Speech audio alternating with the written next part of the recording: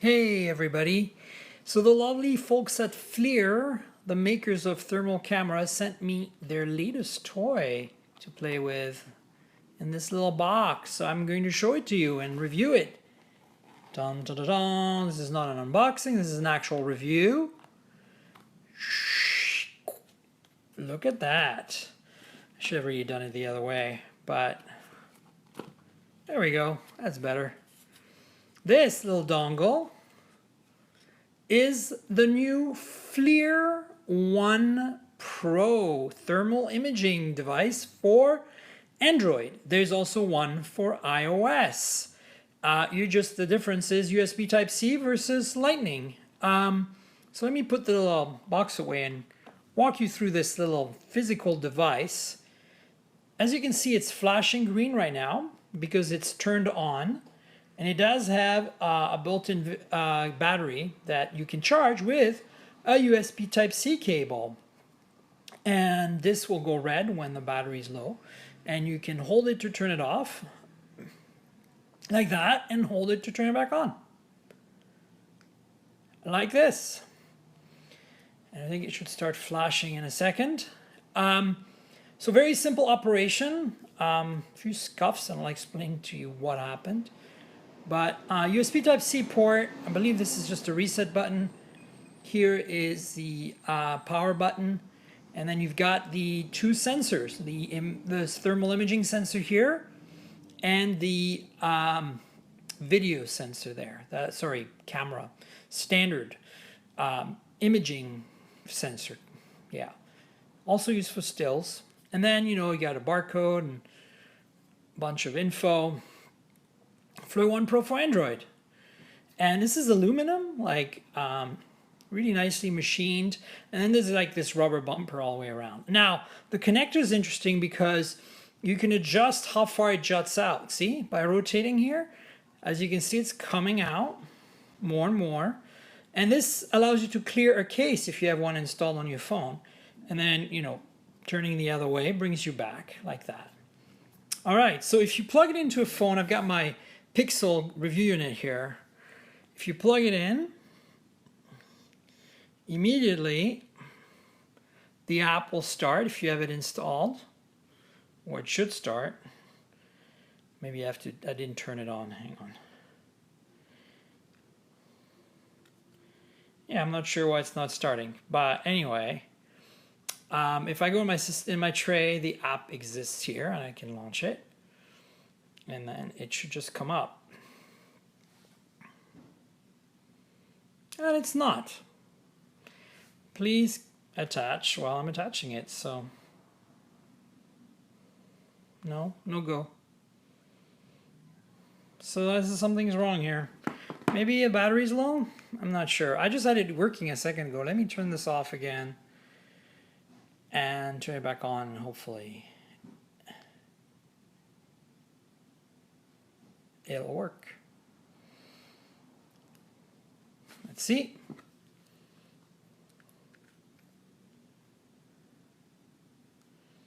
No go. Yeah, it's not seeing the camera for some sudden reason. Well, it was working a second ago, so...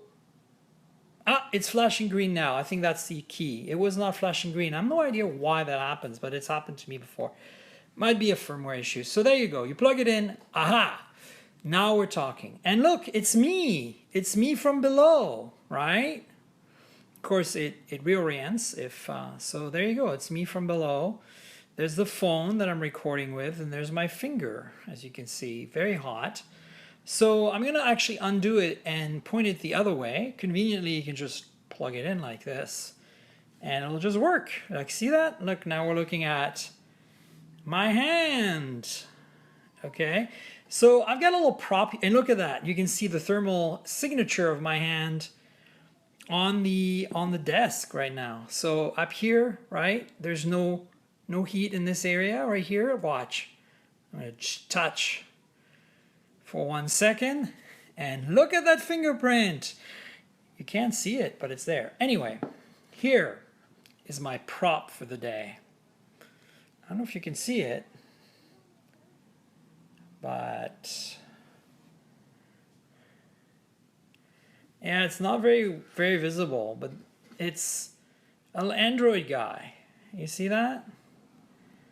A little Android.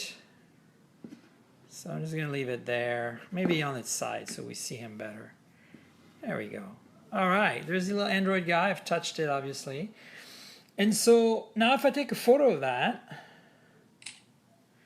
I can, well, there's a whole bunch of things I can do live, but I want to show you on a photo because it's easier to hold the phone this way. So I have a photo here, and now, as you can see, I can swipe and compare the image versus the actual thermal signature, and I can make some tweaks. So I have an edit button here, and it lets me put a spot anywhere on the image where to measure the temperature. I don't know if you can see it, but there's a little crosshair. It says 82 degrees Fahrenheit. So let me show you. I can actually remove one. So I'm going to actually remove this and go back. So I can remove one of those spots that I created. And here I just added a spot, and I'm not sure how you move these around, but I believe you can move these around.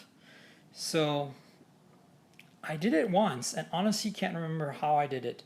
So anyway, but you can do rectangles and circles, so you can kind of look at certain areas in your image and see what's happening there. Now let me show you these.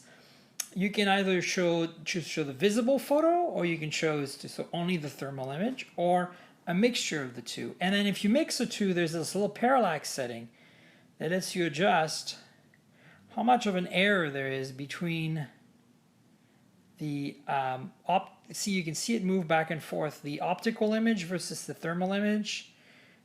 It's cool. And then here it shows you the scale, how much maximum min was recorded in that photo. And then here you have different palettes, so you can do look at it in different ways, like this. Peak, for example, is kind of cool. So you can set a peak temperature. Anyway, so that's generally, and it's cool you can do this on fixtures after the fact, which I think is pretty damn awesome. Now, you can save any of the changes you make right here by hitting save. And that's basically that. So let me go back to, let me go back to some of the photos I've taken. So here is a photo of my car. As you can see, more daylight, more defined imaging. Now, this is not going to compete with the Pixel's built-in camera, but it's, pretty cool. It gives you an idea. This was just my car sitting in the sunlight for the day. I did not turn it on or anything else. And then here's a BlackBerry Key 1. And you can see, look, there it is, BlackBerry Key 1 on my desk. And then here is my spouse Theo. And outdoors, you can see how some areas have been hit by sun more than others, like that. And then here is a good one. I was in Taiwan last week for Computex. This is the Taipei 101 building in the sunshine. And you can kind of see what it looks like. Maybe I should go like this and you can see it better. There you go. So it's cool, the FLIR camera has been around as an attachment like this for a while. It was called FLIR ONE in the old days. And it has, been upgraded to this higher resolution version with the FLIR ONE Pro. And as I said, there's an Android and iOS version. What is cool is this now supports USB Type-C. This is my battery level. By the way, it does use up battery really fast, so it's a good idea to plug it in. This lets you freeze the frame. So you tap on it and it's frozen for a second and then it resets. This is a timer, right? 3 seconds, 10 seconds. And then finally you got like a flashlight. You can turn on the light. Oops, I'm getting notifications for my videos. So this turns it on and off. And then you have the cursors again. You can bring up, I'm going to try to do this here. I'm going to try to put it back into a mode where, I don't know why it hasn't switched orientation, but you can add a spotlight. And again, I was able to move this before, and I'm not sure why I can't move it. But Same with the rectangle, shows you the temperature in the rectangle, and real time. So it's really cool. See, like it's just changed to 73 and much hotter here, 80, right? Then you get the circle right there. So what's the temperature in the circle? Boom, 80 degrees.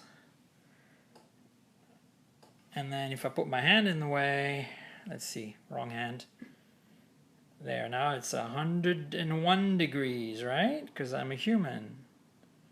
So it's kind of cool. And then you have a menu here for like a gallery, etc. You can go to your gallery, contact FLIR settings and stuff like that.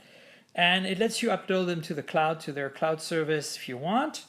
You also have the option of recording video,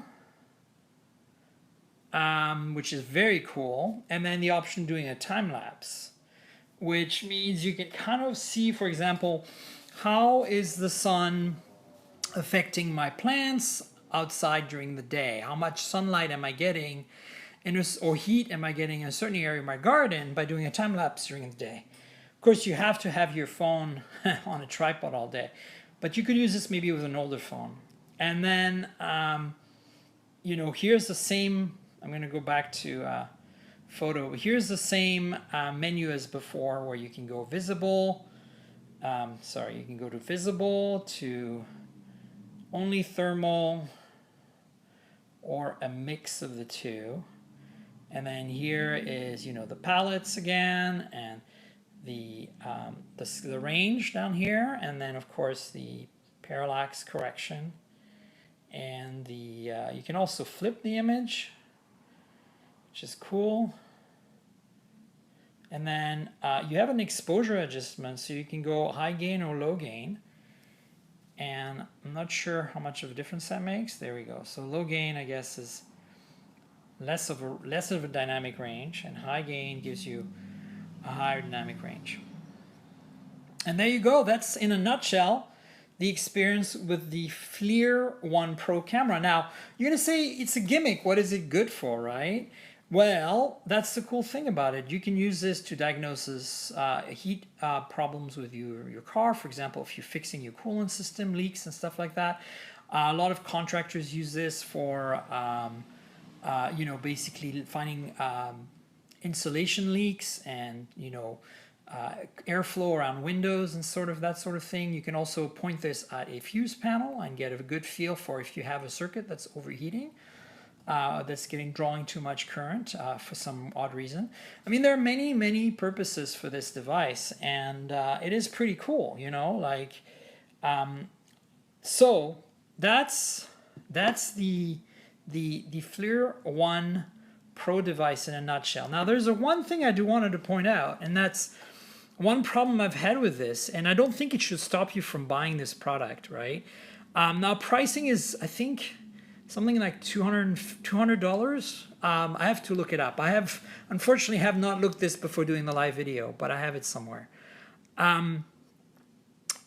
I dropped this, and I didn't drop it like, you know, boom, like this. That's no big deal. It's very rugged. It's got this nice little bumpers.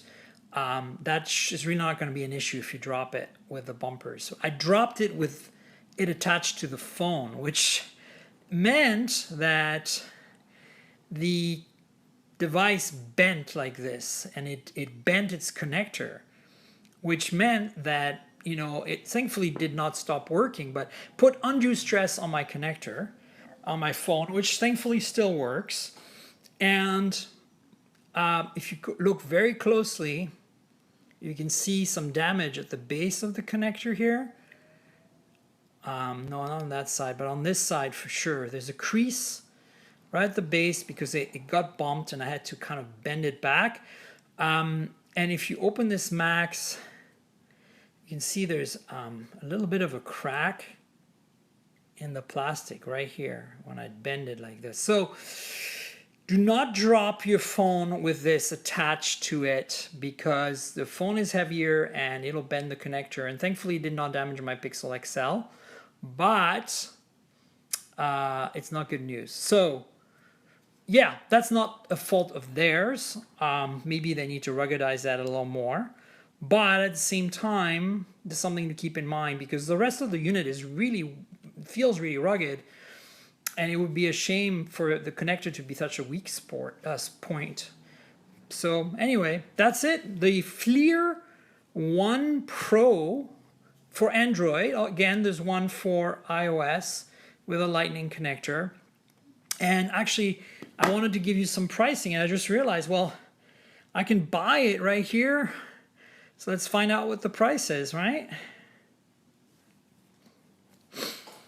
Because it just came out today. Oh, it's still the old website. The old website is for the old device, which, by the way, I also have. Looks like that.